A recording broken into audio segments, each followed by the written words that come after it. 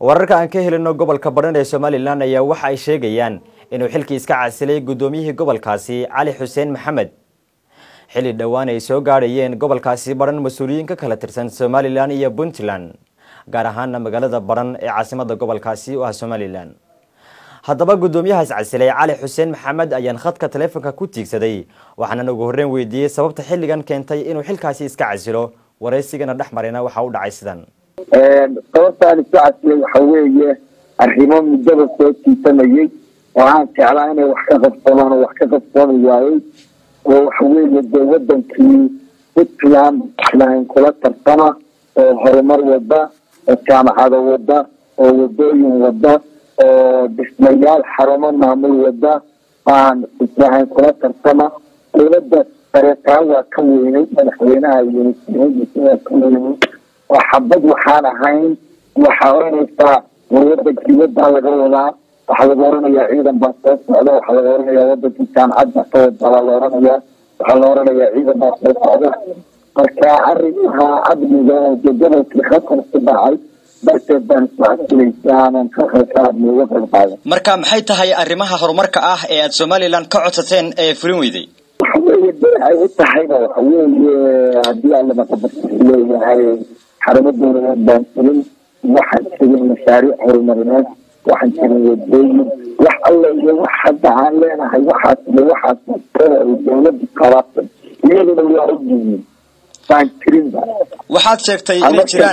sheegtay inaad jiraan Somaliland inaad ka weydeen waxaan xabad hayn yaa xabada wada xabada waxa waa mutaxabad maamulada raacad uga duwan وكذا هاي هذا كله جدا بيصير الله حجره ويجي عند بيصيرين بس كان اللي يرانا وبس صباح مرة عامل يجين ده أنا عن بطولة لما مثلا ده تيجي تجينا بران تيجي تجينا تعب بطولة عن كده وحكة نتاكل زمني معناها تجي جدا كوحيرة ده أرجع عند الله حجره أنا انتحاس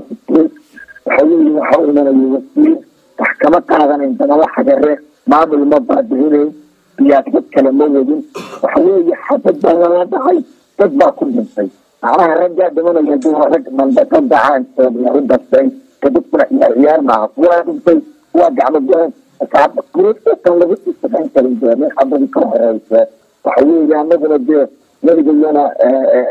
من عاملها حان هي ما نرجع من نفهم قفل نرجع نبدله وفي هنا عندنا ورقة مني يسن كقولنا نقص نوعاتهم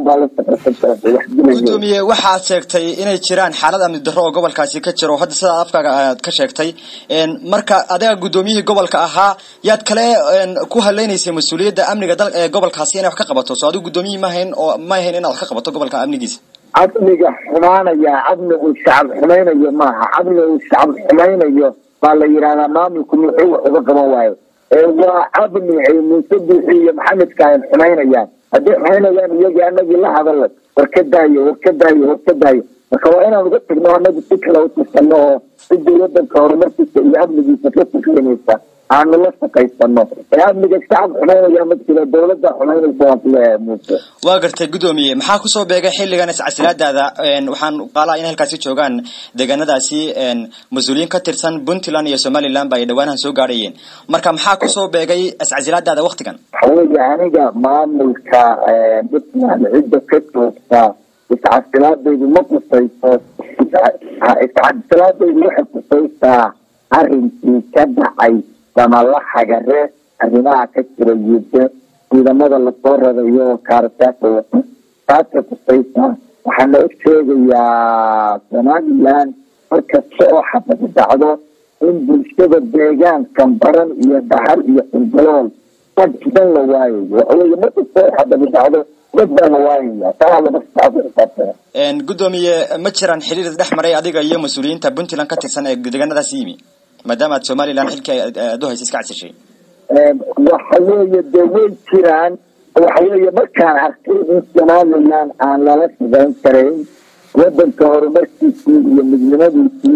iyo amnigiisa ay Puntland ka shaqeynayso ana iscasilay ana Puntland baan ka sayaaso ay wada soo shaqeynaya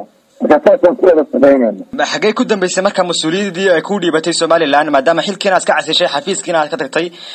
sidaas sheegtayna hadda Puntland laga bilaabo aad la shaqaynaysay mas'uuliyadii ay ku dhiibatay Somaliland xagee bay ku dambeysay mas'uuliyadda iyagaaba xumeeyada mas'uuliyaddu ma maqal jirin aargaabo iyo arafteen iyo garcad xukun military baa lagu rogay ma maqal jirin xukunka military annaga naga ku soo rogay waxa weeye waxbaa nala weydiin waayay ciidan iyo askariga dowladda kaga degtay marka xilkii ay noo dhiibteen iyagun baa la weydiinayaa iyagun baa xumeeyay waxba la weydiinaya wadankii wada kaare iyo biyaan ka dhigay aad baad mahadsantahay gudoomiye inaad la hadashay telefishinka Ariel waan kaga mahad celinaa wareysigaana siisay waad mahadsantahay gudoomiye وهاك داود يالكاسي waxa waxa gudoomiyihii gobolka Badhan ee Somaliland ee iscasilay Cali Xuseen Maxamed oo khadka telefoonka igu waramayay